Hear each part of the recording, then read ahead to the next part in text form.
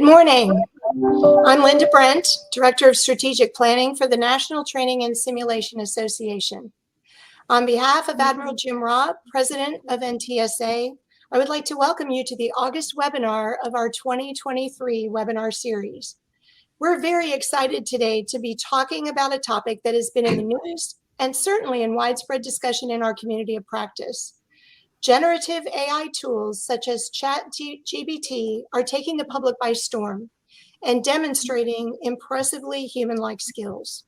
With the rapid development and maturation of these tools, we also need to thoughtfully consider ways they might be used productively and safely in training, education, and simulation.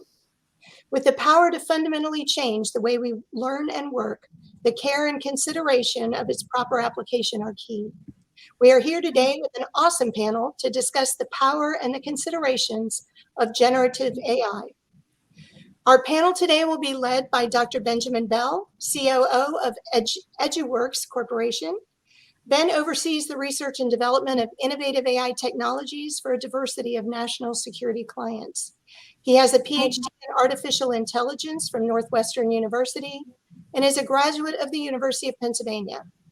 He also wanted you to know that in his ChatGPT profile through Deep State AI, it also says that he played first base for the Chicago Cubs and was twice nominated for a Tony Award.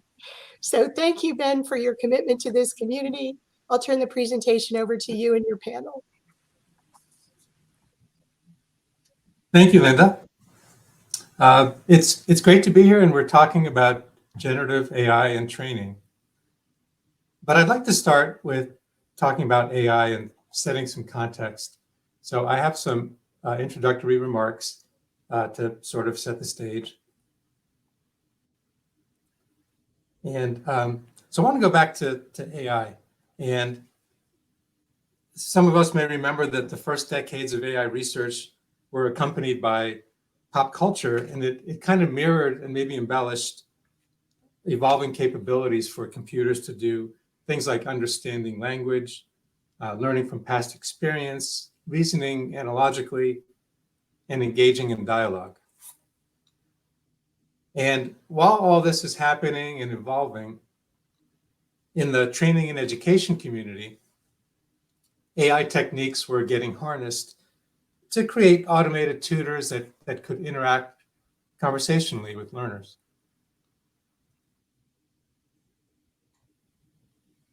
So I'd like to focus for a moment on that aspect, the conversational aspect of this, because that, I think, in the near term is where generative AI for training will focus on, much like chatbots. So some of you might remember ELIZA, which you can think of when it was created at MIT in the 1960s as the original chatbot. You can see, if you can make out the dialogue on your screen, this is a recent conversation that I had with ELIZA, and it wasn't all that helpful in preparing remarks for today's webinar. But then if you fast forward to 2021 and BlenderBot 2.0, which was an AI model that Meta open sourced, you can see that the conversational structure is more advanced, but it's, out of the box, still not all that useful to me in preparing for today's webinar.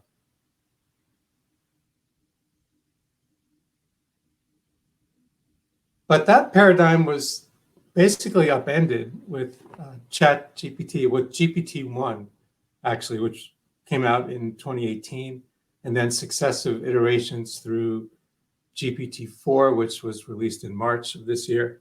So if you can see this dialogue, you can see there's kind of a glimmer of actual utility. But what's really interesting about this paradigm is that we now have the ability to shape very specific prompts. And that exposes capabilities that previous modeling paradigms just didn't support. So in this example, I added some words, and the outcome was very, very different. And so finally, with a bit of prompt engineering, which really took me all of about 2 minutes, there are some useful nuggets. And I don't know if you can see on your screen, but that middle paragraph with the highlighted sentence, Like, that's actually something I could see myself saying, which is why my talks are usually not well attended. So anyway, back to training. So if we go back to Meta's BlenderBot 2 model, this was open source. So an enterprising engineer could have incorporated that model into something that we often see in simulation, which is synthetic role players. So here's a dialogue asking an agent to participate in a close air support dialogue. And I mean, you can see the structure is kind of believable, but not really what we're looking for. I mean, the model basically at the end says, I don't know what you're talking about. I don't see anything. If we take that same example, by the way, and try it out on ChatGPT, and with a bit of explanation in the prompt that this is a close air support scenario, you can see, I mean, it comes up with something that's pretty plausible. And this example is just on the generic model. I mean, there was no domain training or customization of any kind.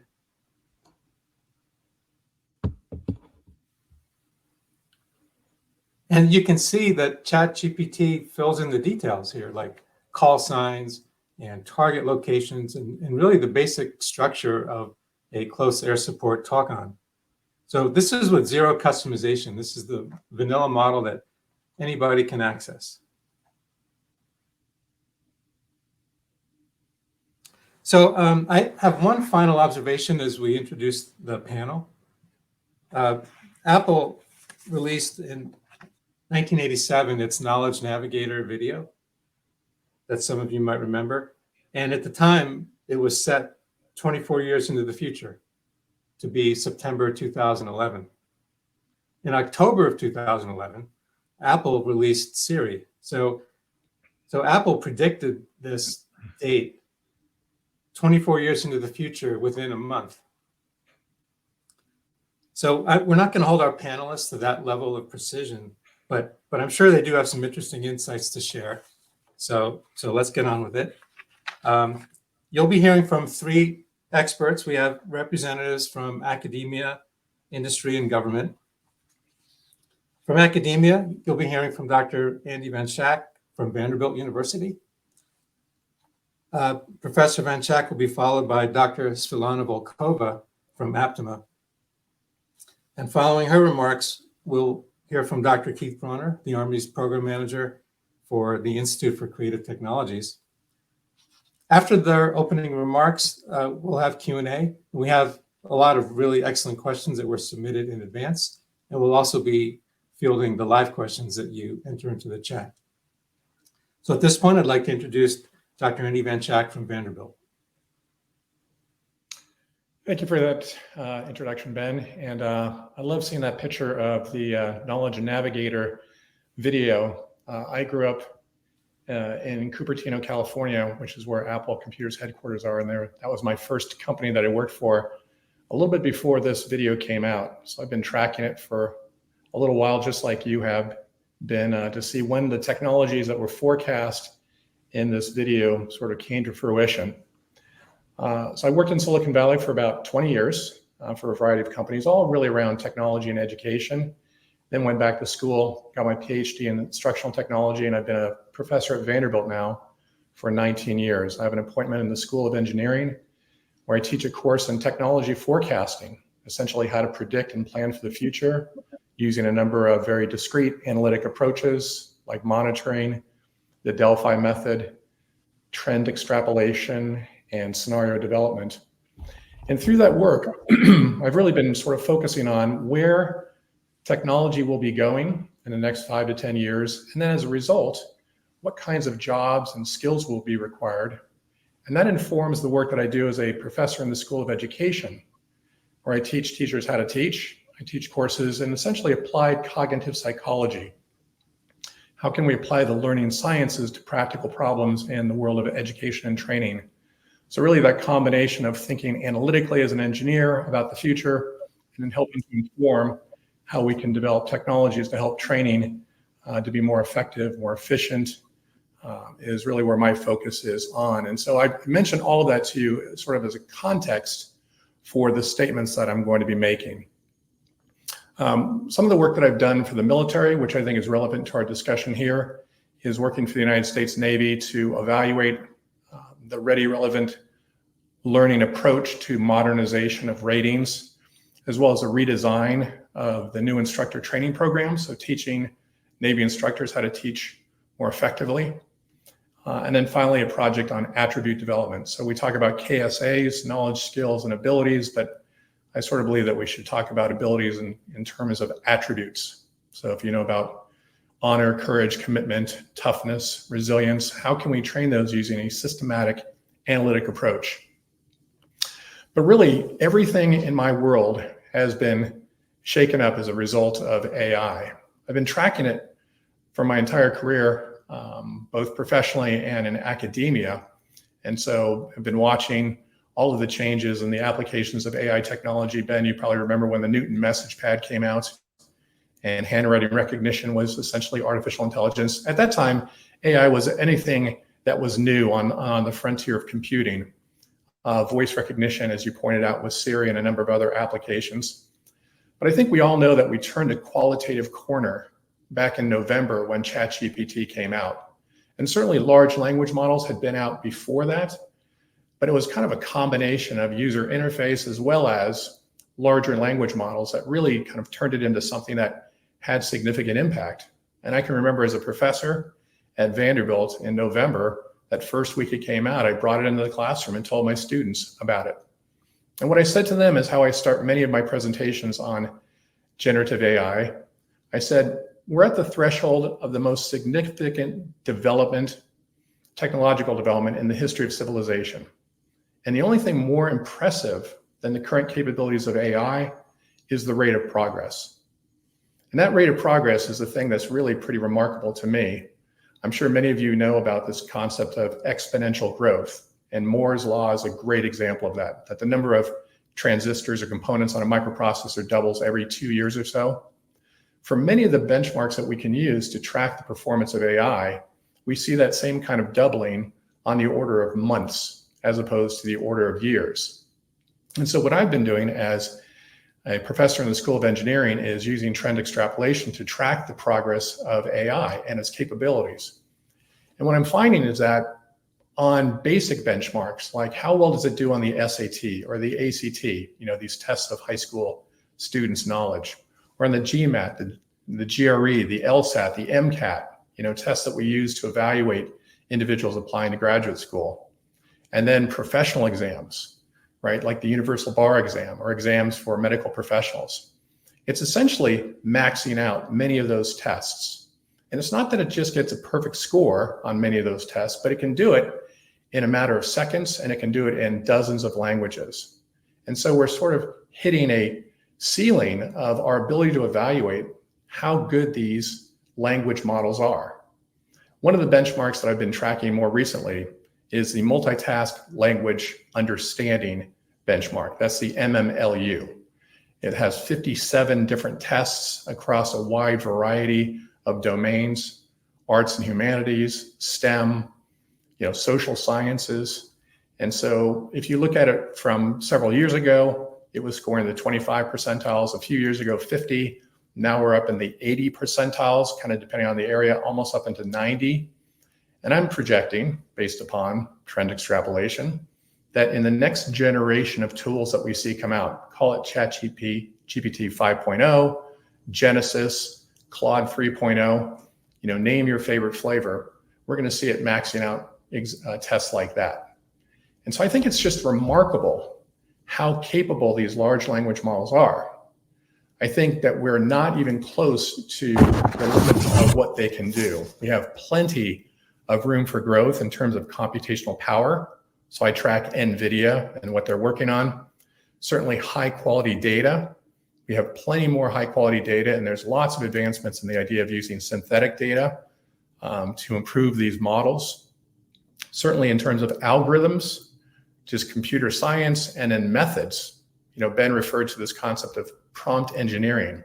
How you ask questions significantly affects the quality of the responses that you get. So if you've heard of something called chain of thought, or you've heard of few shot prompting, there's just lots of interesting techniques that increase the quality of responses by almost an order of magnitude in terms of some of these approaches. Also, in terms of resources that are available. If you look at the top companies in the United States of America, think about Apple, Meta, Amazon, Tesla, NVIDIA, companies that have large market caps, almost all of them are going to go all in on AI. So we're talking about $10 trillion of corporate funding in this race to develop artificial general intelligence, which leads to artificial superintelligence. Artificial general intelligence, I'm sure Keith will talk about and define more precisely, but I think of it as our computer's capability of performing cognitive tasks on par with human beings. And certainly we have many examples of that. My calculator is far smarter at mathematics than me. A chess computer is far better than any human in terms of capabilities of playing the game of chess. And if you just keep adding on to it, all of the things get measured by the GRE, the GMAT, the LSAT, the MMLU, and so on. We ultimately have a computer that, with respect to cognitive tasks, can perform at or better than human experts. So really what we're going to be talking about a little bit later in the Q&A, I'm sure, is the implications for training and development.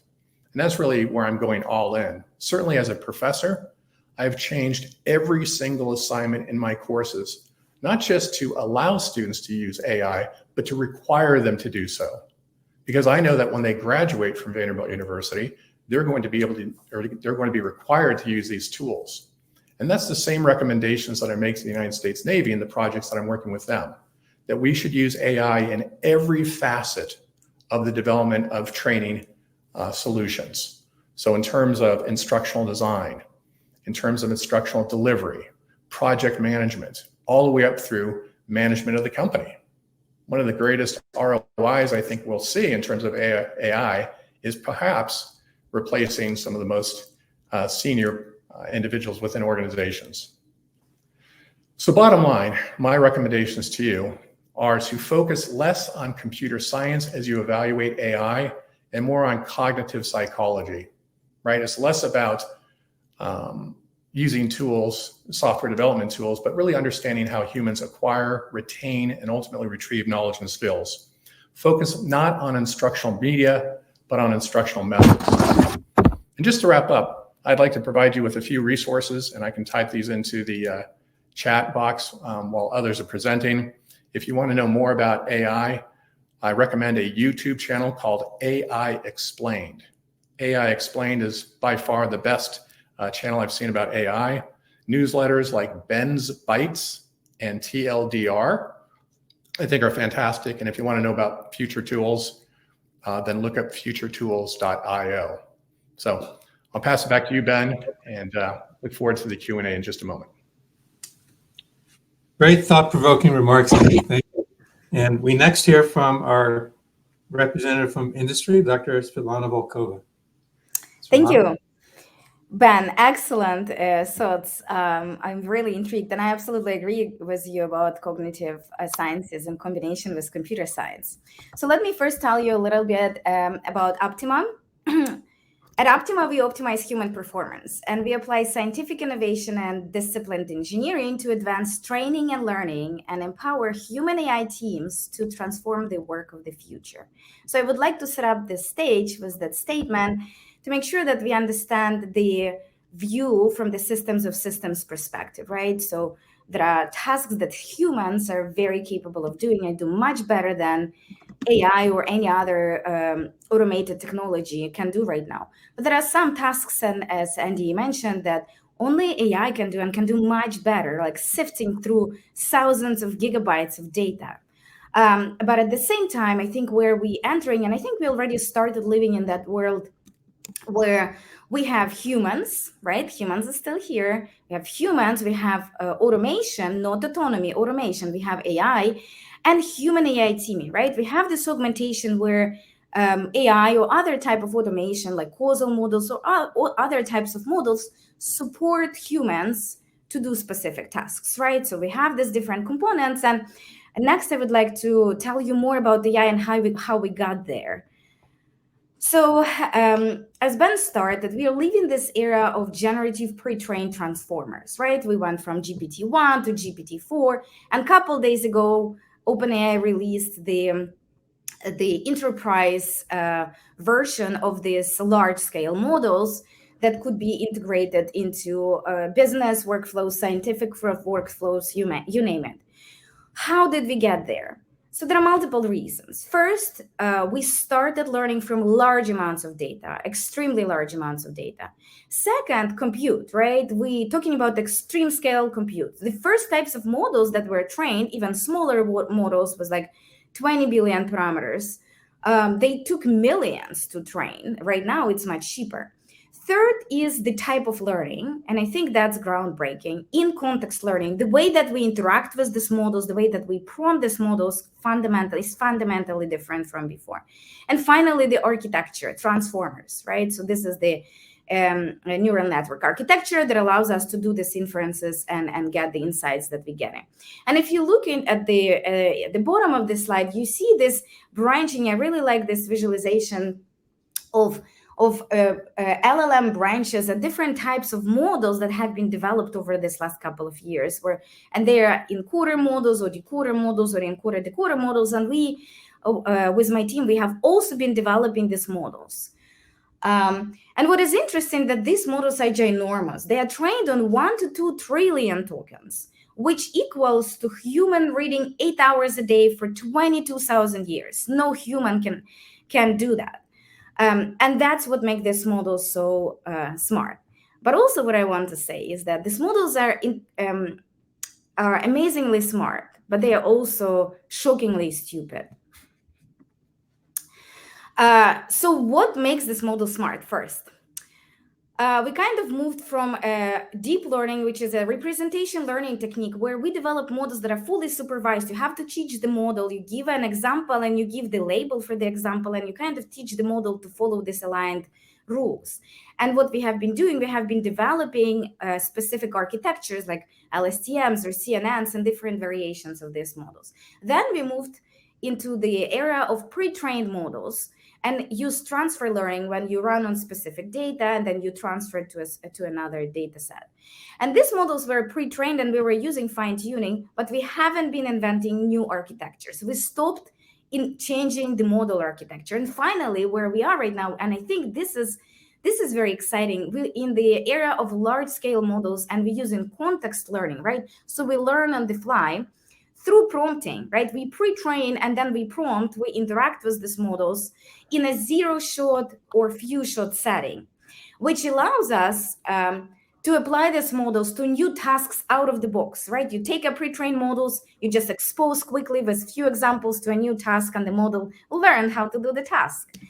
A good performance is possible with only a few examples. You don't need large amounts of data to apply it to your task or your data set. What is interesting is that tasks are adapted to models, not models are adapted to tasks, right?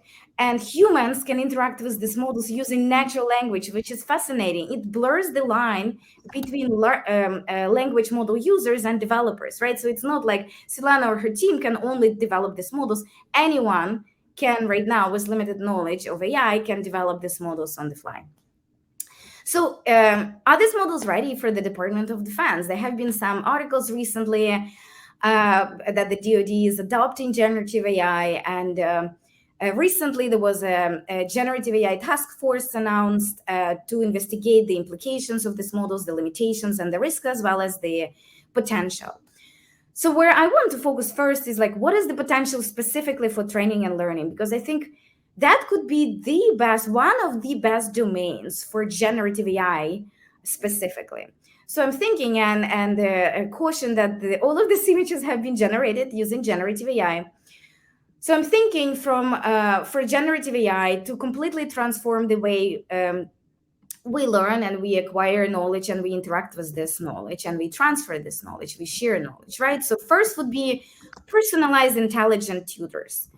And I don't want to say AI tutor per se. It could be, I mean, right now, artificial intelligence is called like machine learning right now, but in a year, it could be called something else, right? It may be causal models or other types of models that we develop. But for personalized AI tutors, I definitely can predict the transformation in adaptive training, in personalized learning, team training experiences, right? Generative AI will allow us to go through multimodal data and generate new content very rapidly, adversarial simulations, as well as human performance augmentation. Other type of transformation would be with AI assistants for instructors. I imagine intelligent assistants that augment the instructors to do this multimodal content generation at scale that was previously unimagined. So it's beyond text, right? It's beyond LLMs. We're talking about other pre-trained models, simulations, models that generate videos, images, and other types of modalities. Performance analysis and predictive analytics. Generative AI can absolutely help us that. Course planning, as well as curriculum updates, right? Because we need to update curriculum very often, and generative AI can find these deltas and update it very rapidly and in an automated fashion. Creating generative, interactive, and engaging learning activities, and more. And then also for the leadership, AI reasoning agents could help with training exercises and kind of analysis at the large scale, progress report generation, real-time insight generation about the trainer and trainee performance, continuous simulation, situational awareness about training progress and gaps in training, and just like reasoning about the level of readiness of the personnel.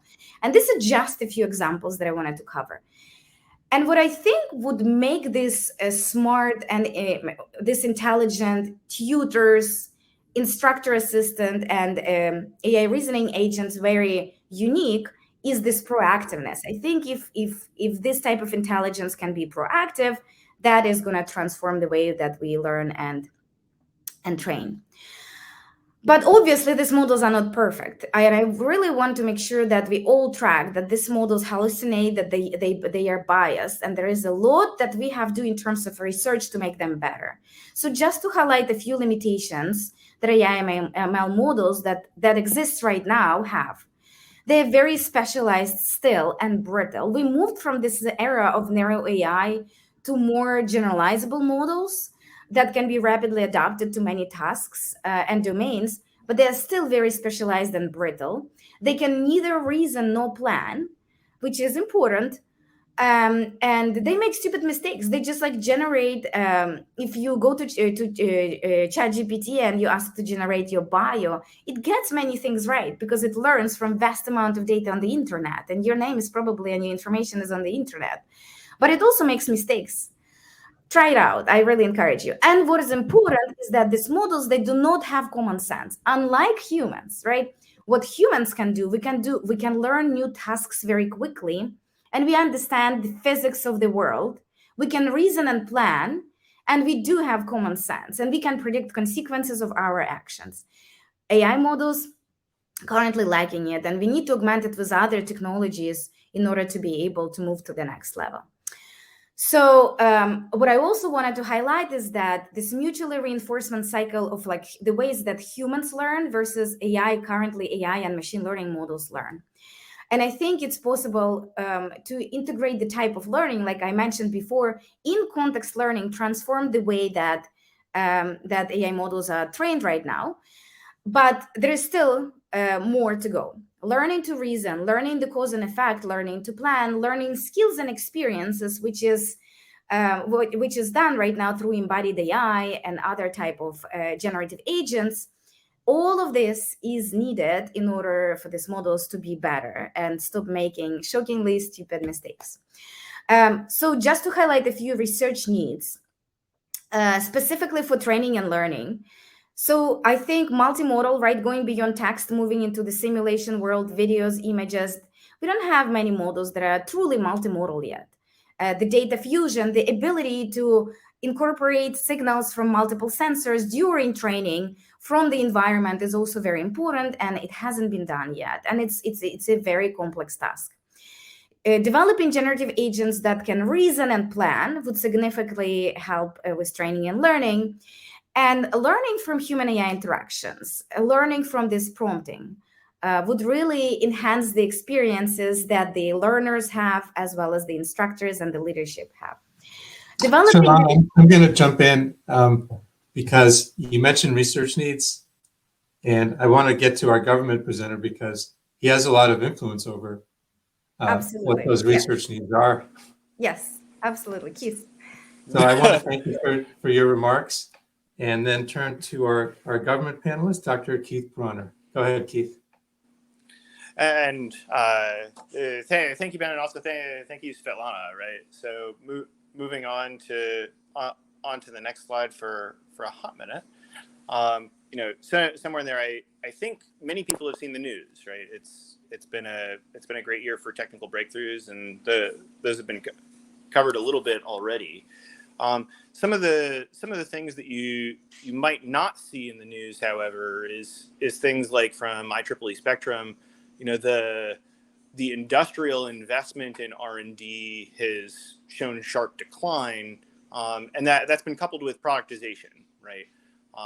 As mentioned at the outset, you see Google, Microsoft, Tesla, Apple, and all of your favorite tech stocks making production decisions, but not necessarily making big research investments any longer, and that has an effect on the startup community as well as the government's community. IEEE calling on the government pretty directly here. The next thing is, if you look at the fresh crop of AI PhDs, where are they going? And again, this isn't government numbers; these are Stanford numbers. I can't help but notice that the government is getting something along the lines of 0.67% of them. And as an AI PhD myself, I don't run into all that many other government folks often. Meanwhile, so I work in close conjunction with USC and the ICT, and I'll cover that in a little bit. USC over on the academic side is launching $1 billion initiative for immersive computing and AI, and this is titled the Frontiers in Computing Initiative, and that's being funded out of their endowment funds. Also being funded out of endowment funds are the Center for Generative AI in Society with $10 million coming from USC. And that's a joint venture between the entertainment department at USC as well as the computer science department at the Viterbi College of Engineering. And so Bill Swartow is the co-director of the center. He's also the chief technology officer at the ICT. So talking a little bit about ICT. So ICT is the Institute for Creative Technologies, and it was set up as a Department of Defense university-affiliated research center. There are 15 university-affiliated research centers across the Department of Defense nationwide, and each of them must have unique core competencies.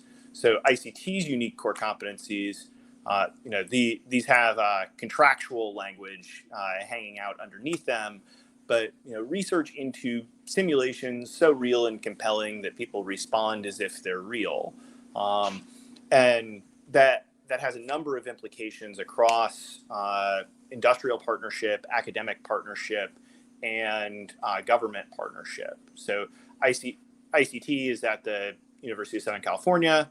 It's intended to be a partnership between industry, academia, and government, right? The government runs an academic group that partners with industry and has significant crossover back and forth between them. Three industries which traditionally just love each other: the movie industry, the DoD, and academia, right? But insofar as generative AI, we're using this across all of our R&D efforts. The fresh crop of research coming up has items into using generative AI to do things in simulations, like pre-render items so as to reduce network bandwidth, or generating content in scenarios like Svetlana talked about. That we have this library of scenarios and we can generate the appropriate the appropriate thing for people to interact with, or generation of simulated students to test out system interactions, and running simulated students through the series of interactions with the system. Also, Svetlana was talking about after action review and automatic generation of after action review from synthetic training data.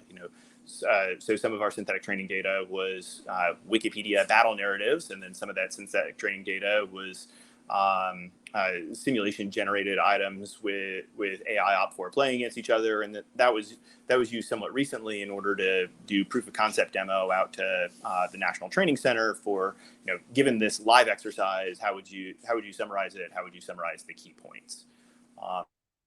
So, somewhere in there, the AI-based individual and group models and behaviors have significant amounts of generative AI content within them, and then those are used over on the simulation side with that NTSA is interested in simulations, but also, as mentioned at the top of the panel, we're using those in conjunction with Army University in order to develop content and teach it out and scale content and predict which things people will be doing good at and bad at in the future. The generative AI models in the news every once in a while come under attack for being, all it does is predict the next word or predict the next paragraph or predict the next thing based on a large amount of training data.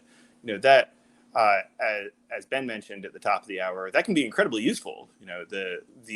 The ability to predict an enemy's next action or top 3 next actions is a desired military capability for all militaries at all times. What is the enemy going to do is a fundamental question. Stitching in terrain holes for digital terrain is also interesting. The UAVs don't capture perfect terrain data, and you can fill in holes in order to make the simulation interactable. Insofar as talking about where we're going in the future, we've been astounded by the rate of progress, but also we've been working on some of these models for a long time. One of the things that I think is undersold over on the news side is stitching models together. It used to be, you said, I wanted a picture of a cat, and Midjourney would go ahead and generate you a picture of a cat. The newer models coming online, this is a picture of a cat. This is the sound a cat makes. This is the way a cat moves. This is a video of a cat moving. This is a 3-dimensional model that can be plugged into a simulation of a cat. This is the generated brain patterns of somebody who's witnessing a cat based on EEG data scans. And the stitching together of all of those things is a significant generative AI capability that seems to be coming online that's somewhat undersold, bringing in new features and new capabilities. We use that, obligatory note for the pictures behind me. Those are 3D generated faces that ICT used over in the movie industry.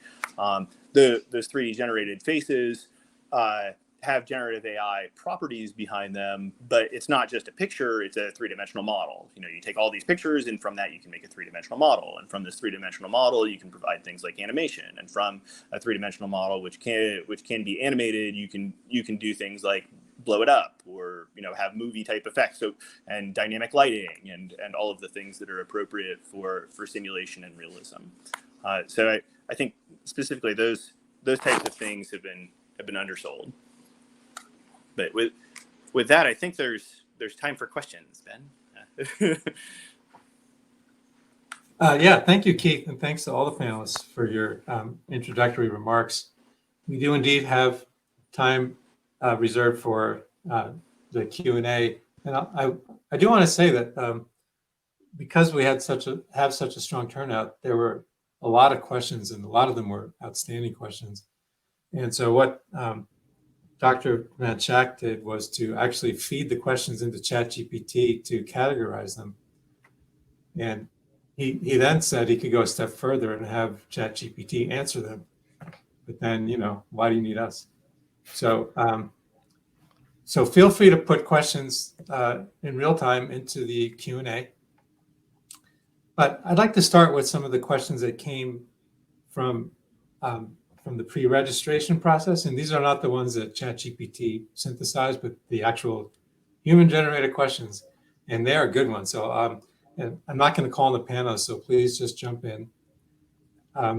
So this first one I think it's a good way to open it up. So the question is this: if you could provide only one quick but critical briefing point regarding generative AI for training to a senior executive or flag officer in a government organization, what would it be?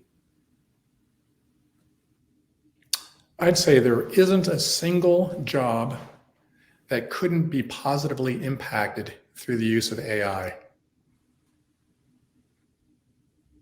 Wow. Okay. Can you be at the Pentagon Wednesday at 8:30? That was an excellent answer.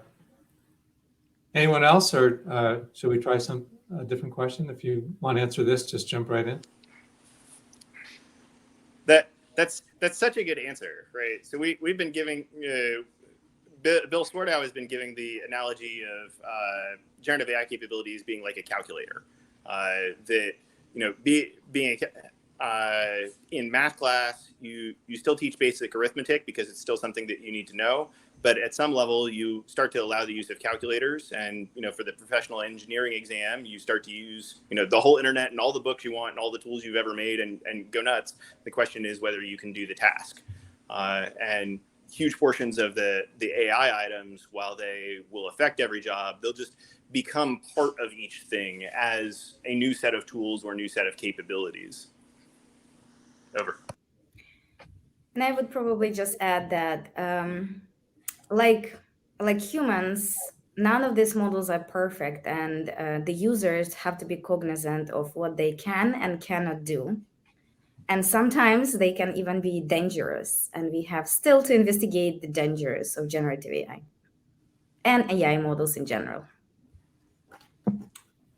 Thank you, and thank you for whoever asked that question. That's good. Next question, and we're going to change it up a little bit. This kind of dives into the weeds a little bit of the whole LVC world. And in constructive simulation, which has been around for decades, constructive entities run around and they're supposed to exhibit tactically plausible behaviors. So the question is this: would it be easier to use generative AI to assess performance and to exhibit realistic behaviors in simulations that already have constructive agents for these purposes? In other words, to paraphrase the question, can we replace sort of the legacy method of developing constructive behaviors with generative AI? So portions of that effort were already done under programs like DARPA Combat, right?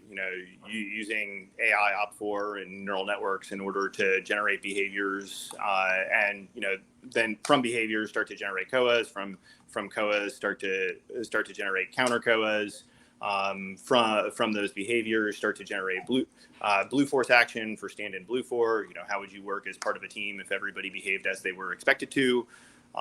So we've been doing that for a few years now on the DoD side, and under next-gen constructive capabilities requirements, there are formalized transition plans for when those capabilities will become available to large-scale simulations.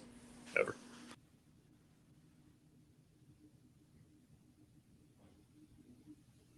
And I think the question to whether or not that would be easier is, it's sort of empirical,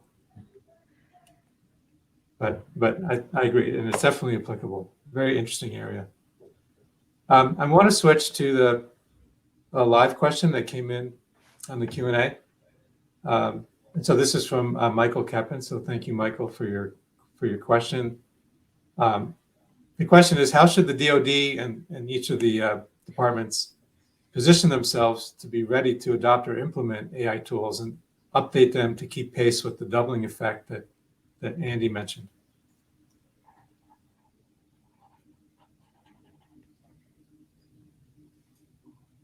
That sounds like a Keith answer.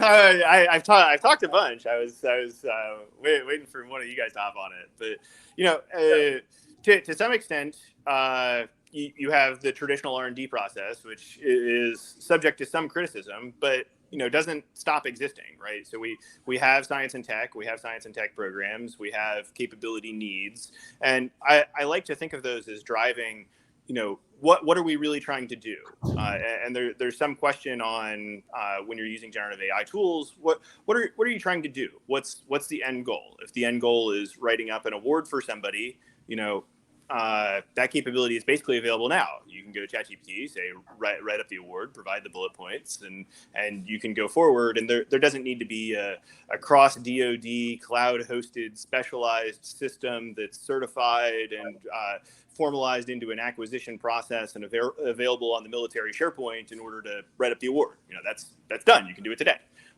For other types of capabilities that you're looking at, generating synthetic OP4 behaviors and, making sure your enemy doesn't know exactly which behaviors you're generating and planning against, there's more of that first thing,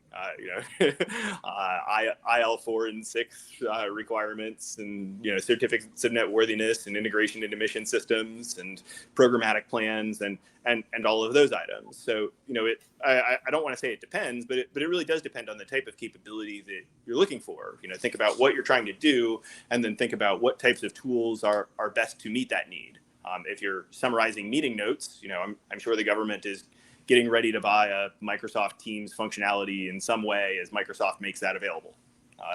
For other things, it's going to have different answers. Over.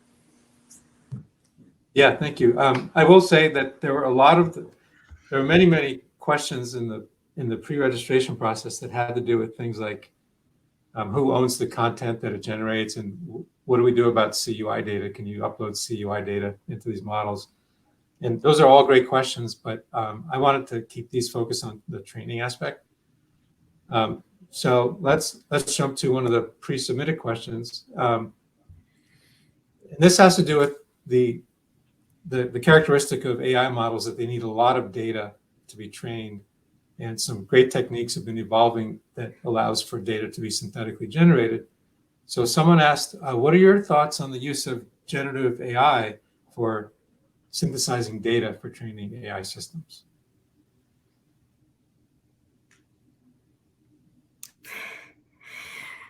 I mean, I think that's a great idea. That's like they're generative pre-trained models, right? Right now, they can generate text well, not perfect, but well. But what we have to do next, and there are this future research needs, we need to make sure that we develop models that can generate multimodal data, right? Like Keith mentioned, with speech and videos and other types of modalities, because our learning experiences are extremely multimodal. And in order to support that, this has to happen. So a lot of potential, but still a lot of research has to be done. And if I just might add a little bit, as I try to keep track on a day-to-day basis in the advancements in research and development of AI models, this is an area of real interest among many researchers. The idea of, do we have computational bottlenecks? Do we have algorithmic bottlenecks? And many people thought that we had data bottlenecks. But what I've been hearing recently is that there have been a lot of great techniques that have been developed to produce synthetic data to complement high quality data that actually exists. So it turns out that these models do much better when you don't throw everything on the internet at them. When you actually look at, for instance, let's say you want to train a system to be a great educator, give it problem sets that have already been developed and solved and curated for the specific purpose. So I think the scientists at all of the best companies are really looking at how can we gather, scrape the internet for, or create really high quality data. And the good news is, at least according to the experts, we still have many years to go before we sort of outstrip our capabilities of data. So I think that the concept that, we're going to be bootstrapped or strapped by data, I think is not the case. So. Okay. Want to jump to, go ahead, Keith. On the synthetic data side, generally synthetic data is going to be an area of research in the future with multiple approaches and multiple types of synthetic data generation pipelines, depending on the appropriateness of the task, right? So, to give an example on the facial modeling stuff from ICT, ICT had a number of faces, and they have a finite number of parameters which can be varied. So for that project, we generated 2 billion types of faces that are all meaningfully different from each other. So there's only so many billion people in the world. You look close enough, like one of those pictures that, you know, the neural network that matches your picture to the picture in the data set basically works. You know, and you can pick somebody that looks kind of like that out of the data set from a parameterized model, and that's just a synthetically generated data set from a significant amount of data. Over on like my dissertation research, you know, the idea of active learning and generating specific data set pieces of data that help you, I think is going to come back into favor. So, you know, this Tesla has driven lots of straight mile roads, and driving more straight mile roads isn't necessarily going to help it be a better driving system.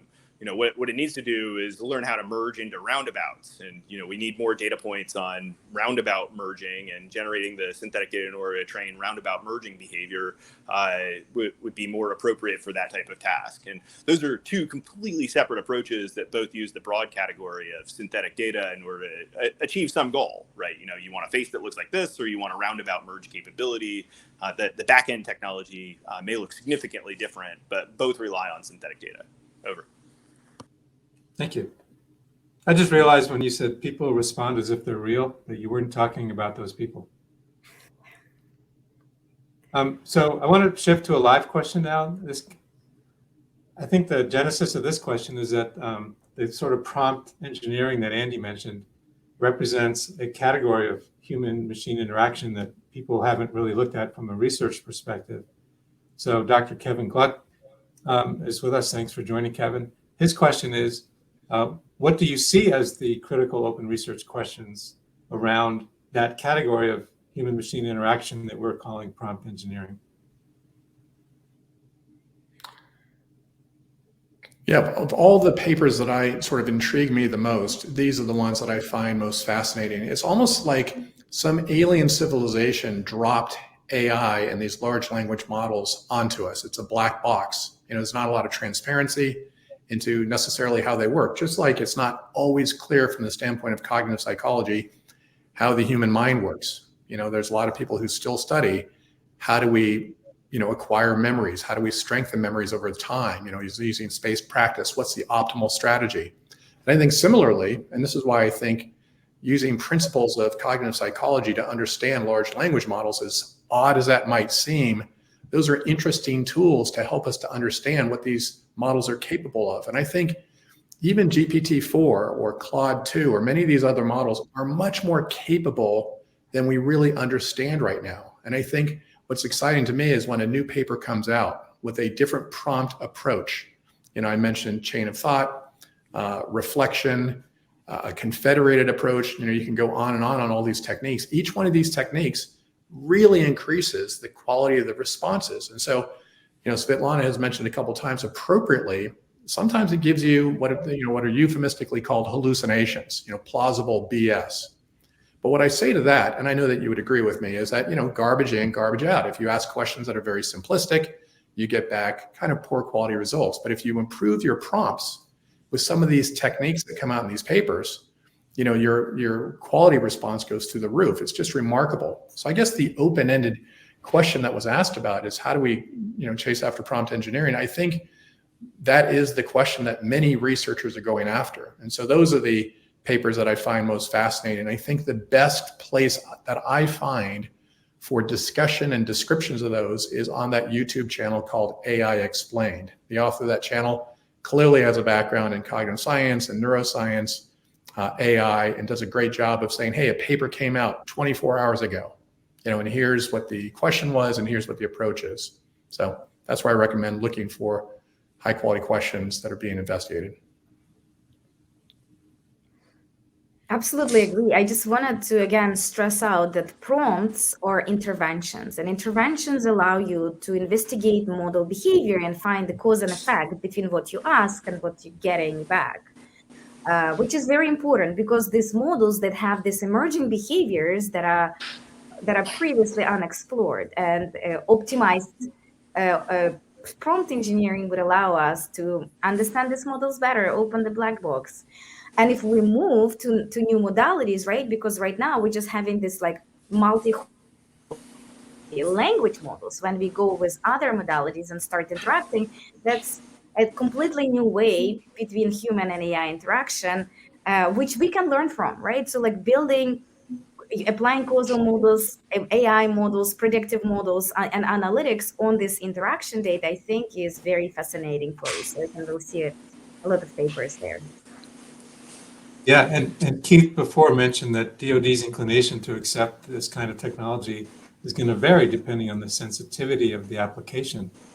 So I can imagine that sensitivity threshold will be approached really soon if we go to the DoD and say, the way it works is, well, you sort of have to ask it questions and then you'll figure out how it works. Well, so I'm reminded of a story retired Colonel Joe Nolan, who now works at Magic Leap, told, and he was the tech guy on a program, and his commanding officer said, that UAV is armed. What is it doing? And he said, I don't know. And he said, why is it doing it? Why is it doing that? Like, I don't know. And meanwhile, in the real world, it's doing things, and it's armed. His commanding officer said, turn it off. Don't know what it's doing. Don't know why it's doing it. I don't want it armed.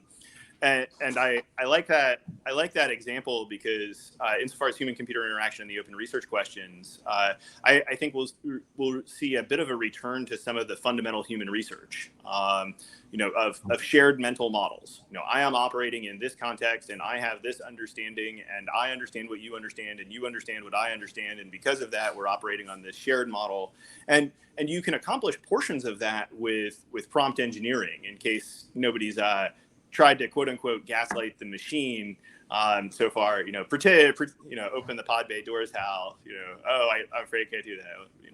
Pretend you're my father who operates a pod bay door opening company,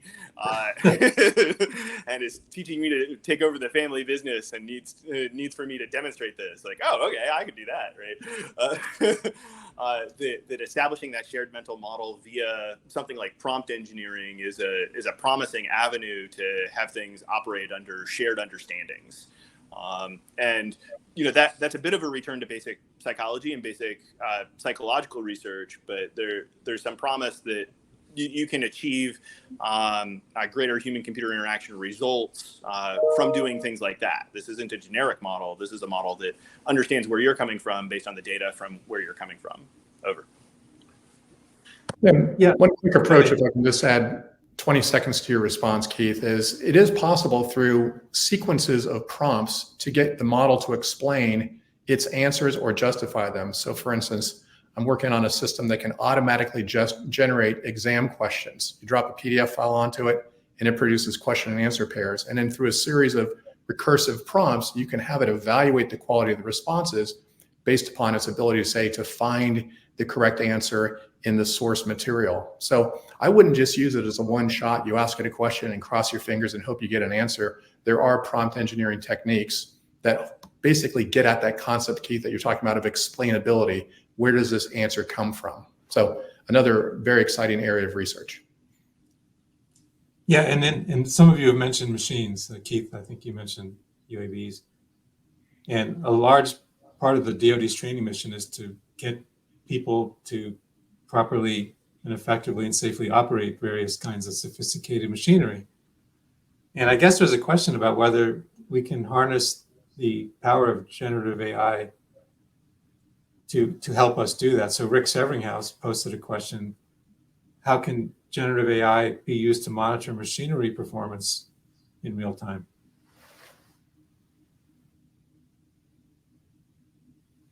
I'm not sure about generative AI. I would say AI in general, right? AI has a lot of power with like predicting the future and describing and understanding what's happening right now, right? So that's going back to the sensors, right? That we could put on machines and make sure that we fuse these signals and train a model that can anticipate failures and things like that. Not generative AI, but AI definitely helpful. Agreed. Well, these questions, both from the live audience and submitted ahead of time, have been really outstanding. And I want to thank the panelists for some really great insights. And I want to thank NTSA for organizing this workshop. And I'm sure this will not be the last that you hear from NTSA on this topic. And so thank all of you for joining. And I'll turn it over to you, Linda. Okay, thank you, Ben. A huge thank you to Ben and to everyone on this panel for creating opportunities for ongoing discussion on this topic and for bringing to light the positive implications of this technology. To our audience, we hope you enjoyed today's session and found it as informative and thought-provoking as I did. We have a couple of webinars coming up. Our next webinar, sponsored by NTSA's Ecosystem of Learning, will be on 19 September on the topic of workforce development for neurodiverse students. Our November webinar will feature our service executives with a preliminary glimpse at what to look forward to at ITSEC. And lastly, registration for ITSEC will open in early September, and I encourage you to go online and register and secure your hotel space. Please check the NTSA website for details and registration for these and other events. We remember our colleagues in Florida and the Southeast on this day and wish them safety and security. Meanwhile, have a safe and productive rest of your day, and thank you for joining the NTSA webinar series. Have a great day.